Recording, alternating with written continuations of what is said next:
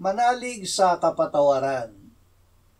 Alam ng Diyos na hindi natin kayang iligtas ang ating sarili sa kasalanan. Kaya't ibinigay niya ang kanyang bugtong na anak na namatay para sa ating kasalanan at kanyang muling binuhay.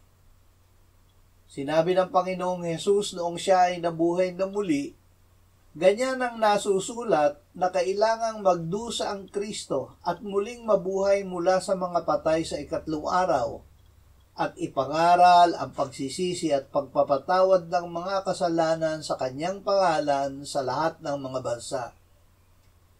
Sa pananalig na tayo ay pinatawad ng Diyos dahil kay Kristo, isagawa natin ang ating pananalig sa paraan ng pagpapatawad sa mga nagkasala sa atin.